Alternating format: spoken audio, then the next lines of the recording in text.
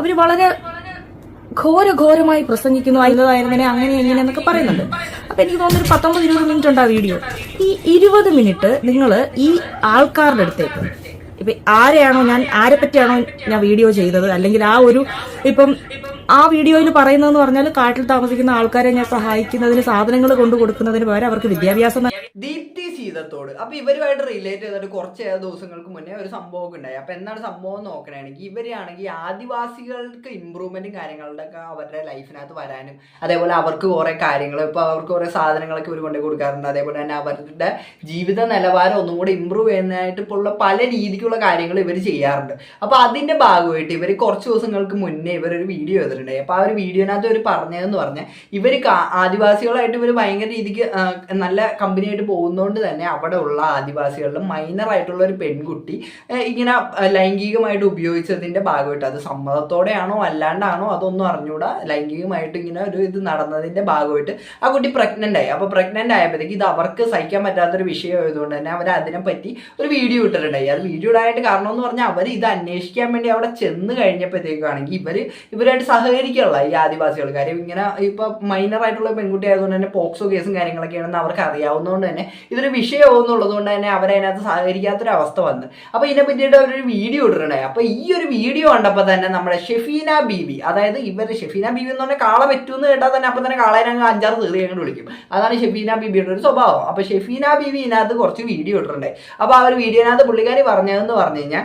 അതായത് ഈ ദീപ്തി ചെയ്യുന്നതല്ല ശരി, സർക്കാരാണ് ഇതിനകത്ത് ഇടപെടേണ്ടത്, അപ്പൊ ദീപ്തി സർക്കാരിനെ ബന്ധപ്പെടുകയാണ് വേണ്ടതെന്നൊക്കെയുള്ള രീതിക്കാണ് ഷെഫീന ബീവി പറഞ്ഞത്. ഞാൻ ഒരു കാര്യം ഈ ബീവിനോട് ചോദിക്കട്ടെ, അതായത് സർക്കാർ ചെയ്യേണ്ട പണി ചെയ്തിരുന്നു എങ്കിൽ ഈ പറഞ്ഞ ഇപ്പൊ ദീപ്തി ടീച്ചറിനെ പോലുള്ള ആൾക്കാർക്കൊക്കെ ഈ ഇതിന്റെ ഒന്നും ആവശ്യം ഉണ്ടാവില്ലായിരുന്നു. കാര്യം ഇങ്ങനെ ഒരു സഹായം കൊടുക്കേണ്ട ആവശ്യമേ ഉണ്ടാവില്ല. സർക്കാർ ഇതൊക്കെ അവർ കണ്ടറിഞ്ഞ് ചെയ്തിരുന്നെങ്കിൽ പിന്നെ ഇവരെ പോലുള്ളവരുടെ ആവശ്യമില്ല. ഇത് സർക്കാർ അവരുടെ പണി ചെയ്യാത്തതുകൊണ്ടാണല്ലോ ഇപ്പൊ ദീപ്തി ടീച്ചറിനെ പോലുള്ളവരൊക്കെ ആവശ്യം വരുന്നത്. അപ്പൊ അതിനെ പറ്റിയിട്ട് റിയാക്ട് ചെയ്തിട്ട് ഈ ദീപ്തി ടീച്ചർ വീഡിയോ ഇടുന്നത് നമുക്ക് അതും കണ്ടു. എനിക്ക് കേട്ടിട്ട് ചിരിയാണോ കരച്ചിലാണോ വരാത്തതെന്ന് ഒരാൾ ചെയ്ത ഒരു വീഡിയോ എന്ന് പറയുന്നതിൽ അവർ വളരെ ഘോരമായി പ്രസംഗിക്കുന്നു. അതിന്റെ താഴെ വന്ന ആൾക്കാർ വന്ന് കമന്റ് ഇടുന്ന, നിങ്ങൾ പറഞ്ഞതാ ശരി, ഈ വഴിയെ ടീച്ചർ സഞ്ചരിച്ചിരുന്നെങ്കിൽ നല്ലതായിരുന്നെ അങ്ങനെ എങ്ങനെയെന്നൊക്കെ പറയുന്നുണ്ട്. അപ്പൊ എനിക്ക് തോന്നുന്നു 19-20 മിനിറ്റ് ഉണ്ട് ആ വീഡിയോ.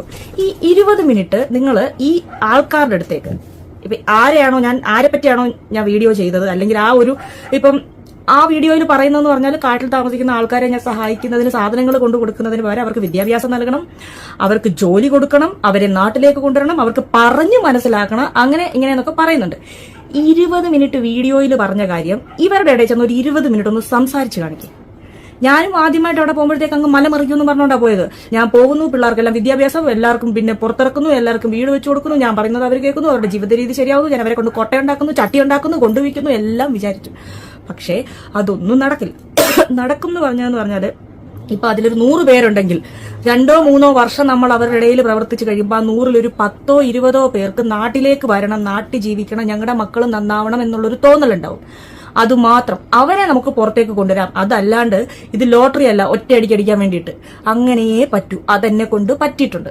അല്ലാണ്ട് വന്നിരുന്ന് കമന്റ് ഇടാൻ എളുപ്പമാ. നിങ്ങൾ ചെയ്യേണ്ടത് ഇതല്ല, നിങ്ങൾ അവർക്ക് സാധനം കൊടുത്ത് അവരെ മടിയന്മാരാക്കും, അവർക്ക് നന്ദിയില്ല, അവർക്ക് വൃത്തിയില്ല, വൃത്തിഹീനമായ സാഹചര്യത്തിലാണ് അവര്. ഇതൊക്കെ എന്താ, എനിക്ക് കണ്ണില്ല, എനിക്ക് അറിഞ്ഞൂടെ. ഞാൻ അവരുടെ നന്ദിക്ക് വേണ്ടിയോ അല്ലെ നാളെ ഒരിക്കലും എനിക്കൊരു പ്രശ്നം വരുമ്പോൾ ഇവരെല്ലാം കൂടെ കാട്ടിന്ന് വന്നിട്ട് എന്നെ അങ്ങോട്ട് പ്രൊട്ടക്ട് ചെയ്യുമെന്നോ എന്നൊന്നും പ്രതീക്ഷിച്ചിട്ട് ഞാൻ ഇതുവരെ നാട്ടിലായാലും കാട്ടിലായാലും ഞാൻ ആരുടെയും ഒന്നും തിരിച്ച് പ്രതീക്ഷിച്ചിട്ട് ഞാൻ ചെയ്യത്തിട്ടില്ല, ചെയ്യാറുമില്ല. പിന്നെ ഈ കാണുന്ന പ്രായമുള്ള അച്ഛനോ അമ്മയോ, അതായത് കുട്ടികളെ കൂടുതൽ ഉണ്ടാക്കുന്ന അച്ഛനും അമ്മയും, പിന്നെ വൃത്തിഹീനമായിട്ട് മക്കളെ കൊണ്ട് നടക്കുന്നത് അച്ഛനും അമ്മയും, ഭക്ഷണം വെച്ചു കൊടുക്കാത്തതും അച്ഛനും അമ്മയും. ഞാൻ ഈ അച്ഛനും അമ്മയ്ക്ക് വേണ്ടിയിട്ടല്ല ഒന്നും ചെയ്യുന്നത്. ഞാൻ ചെയ്യുന്നത് അവിടെയുള്ള കുഞ്ഞുമക്കൾക്കും പിന്നെ പ്രായമുള്ള സ്വന്തമായിട്ടൊന്നും ചെയ്യാൻ പറ്റാത്ത ആൾക്കാർക്കും വേണ്ടിയിട്ടാണ് ഞാൻ ചെയ്യുന്നത്. ഒരു കിറ്റ് കൊണ്ട് കൊടുത്തിട്ട് എനിക്ക് പറയാൻ പറ്റത്തില്ല, നിങ്ങൾ നിങ്ങളുടെ മക്കൾക്ക് മാത്രം കൊടുത്താൽ മതി, ഞാൻ നിങ്ങൾക്കല്ല തരുന്നത്, അച്ഛനും അമ്മയും അതുകൊണ്ട് പട്ടിണി ഇരുന്നു. അങ്ങനെ പറയാൻ പറ്റാത്തത് കൊണ്ടാണ് കുട്ടികൾക്ക് കൊടുക്കുന്നതിന്റെ കൂടെയുള്ള ആ ഒരു ബെനിഫിറ്റാണ് ഈ അച്ഛനും അമ്മയ്ക്കും കിട്ടുന്നത്.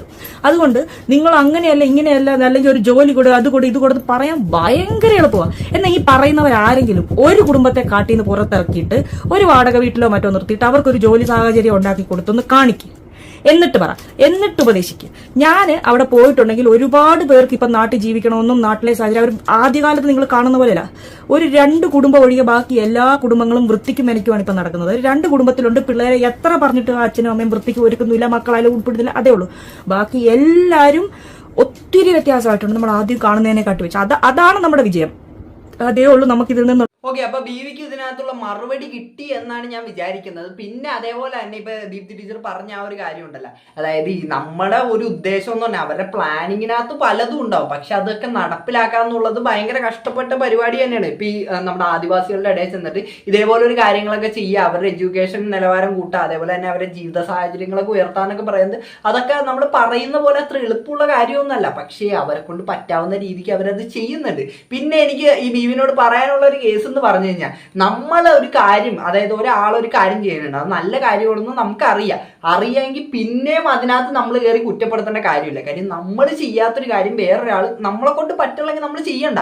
ചെയ്യണവരോ ചെയ്യട്ടെ, അവരെന്തിനാണ് നമ്മൾ വെറുതെ അവരെ കുറ്റപ്പെടുത്തുന്നത്? ആ ഒരു മൈൻഡ് സെറ്റ് ഞാൻ എപ്പോഴും പുലർത്താറുള്ള ഒരു സാധനം കേട്ടോ. കാര്യം നമ്മൾ ചെയ്യണമെങ്കിൽ നമ്മൾ ചെയ്യണ്ട, ഓക്കെ. പക്ഷെ ബാക്കിയുള്ളവർ നല്ലത് ചെയ്യണമെങ്കിൽ അവരെ സപ്പോർട്ട് ചെയ്തില്ലെങ്കിലും കുഴപ്പമില്ല, അവരെ വെറുതെ നിരുത്സാഹപ്പെടുത്താണ്ടിരിക്കുക. അതാണ് എൻ്റെ ഒരു ആറ്റിറ്റ്യൂഡ്, അതാണ്. പിന്നെ അതേപോലെ തന്നെ ബീവി പറഞ്ഞൊരു കേസ് ഉണ്ട്. അതായത് ഇപ്പൊ ഈ ഒരു വിഷയത്തിനകത്ത് ഈ ഒരു വീഡിയോ ചെയ്തല്ല, അതായത് ആ പുള്ളിക്കാരി ദീപ്തി എന്ന് പറഞ്ഞ പുള്ളിക്കാരി ആ വീഡിയോ ചെയ്തപ്പോഴത്തേക്കും ഈ ഒരു പെൺകുട്ടീനെ പോലീസിന് കാണിച്ചു കൊടുത്ത് പോലീസിനെ കൊണ്ട് പിടിപ്പിക്കാൻ നോക്കിയതാന്ന് പറഞ്ഞിട്ട് സംഭവം പറഞ്ഞിട്ടുണ്ട്. അപ്പൊ അതിനുള്ള ഒരു മറുപടി ദീപ്തി ടീച്ചർ തന്നെ ഉണ്ടെന്നുണ്ട്, നമുക്കൊന്ന് കണ്ടുനോക്കാം. ഞാൻ എന്റെ പക്വതയില്ലായ്മയാണ് ഞാൻ ഇങ്ങനെ ഒരു വീഡിയോ എടുത്തിട്ടത് എന്ന് പറഞ്ഞു. അതിന്റെ മറുപടി ഞാൻ പറഞ്ഞുതരാം. ഒരു കാര്യം ഞാൻ വ്യക്തമായിട്ട് പറഞ്ഞുതരട്ടെ. പിന്നെ ഇതിന്റെ അടിയിൽ ഏറ്റവും കൂടുതൽ കമന്റ് വന്നത്, ഈ വ്യക്തിയെ അല്ലെ ഇന്ന വ്യക്തിയായിരുന്നു നിങ്ങൾ ആദ്യം അറിയിക്കേണ്ടത് എന്നായിരുന്നു. ഈ വ്യക്തി അല്ലെ ഇന്ന വ്യക്തിയായിരുന്നു അറിയിക്കേണ്ടത്, ഇത് ചെയ്തത് ശരിയായില്ല എന്ന്. അപ്പൊ ഞാനൊരു കാര്യം ചോദിക്കട്ടെ, ഈ വ്യക്തികൾക്ക് ഇത് ഓൾറെഡി അറിയാം. അവരൊരു മാസം മുന്നേ ഇത് അറിഞ്ഞിട്ട് അവർ റിയാക്ട് ചെയ്യുന്നില്ല. അവർക്കിതില് താല്പര്യമില്ല. പകരം ഈ കൊച്ചിനെ പേടിപ്പിച്ച് വെച്ചേക്കുവാണ്. അതായത് ഇതിനവർ റിയാക്ട് ചെയ്യുന്നില്ല എന്ന് എനിക്ക് ഓൾറെഡി അറിയാമെങ്കിൽ ഞാൻ പിന്നെ ഞാൻ അവരോട് പറയേണ്ട കാര്യമുണ്ടോ? അതായത് ഉദാഹരണത്തിന് ഇപ്പം ഒരു കാര്യം എന്റെ അച്ഛന്റെ അമ്മയുടെ അടുത്ത് പറയേണ്ട ഒരു കാര്യം, അത് അവർക്കറിയാം, അവരത് റെസ്പോണ്ട് ചെയ്യുന്നില്ല, ഞാൻ പിന്നെയും ചെന്ന് അവരോട് പറയേണ്ട കാര്യമുണ്ടോ? പിന്നെ എനിക്ക് എന്റേതായ രീതിയിൽ നോക്കിയാൽ പോരെ. അതുകൊണ്ട് നിങ്ങൾ ആർക്കാണോ ഇത് പറയണം അങ്ങനെ ഇങ്ങനെ പറഞ്ഞില്ലേ, ആ വ്യക്തികൾക്ക് ഇത് നേരത്തെ ഇക്കാര്യം അറിയാമായിരുന്നു. അവര് അറിഞ്ഞിട്ട് ഇതിൽ ഒന്നും റിയാക്ട് ചെയ്തില്ല എന്നുള്ള വ്യക്തമായ ഇൻഫർമേഷൻ എനിക്ക് ഉള്ളത് കൊണ്ടാണ് ഞാൻ ഇങ്ങനെ ഒരു വീഡിയോ ഇട്ടത്. ഓക്കെ, ബീവി പറഞ്ഞൊരു കേസായിരുന്നു. അതായത് പോലീസിനോട് ഇത് പറയല്ലേ ചെയ്യേണ്ടത്, അല്ലാണ്ട് നിങ്ങൾ ഇതേപോലെ ഒരു വീഡിയോ ഇട്ടത് നിങ്ങളുടെ പക്വതയില്ലായ്മയാണ് എന്നുള്ളൊരു സംഭവമാണ് ഈ ബീവി പറഞ്ഞത്. അപ്പൊ അത് തന്നെ അവരുടെ രീതിക്ക് കുറെ തെറിയൊക്കെ ചേർത്തിട്ട് അവരെ കാച്ചി.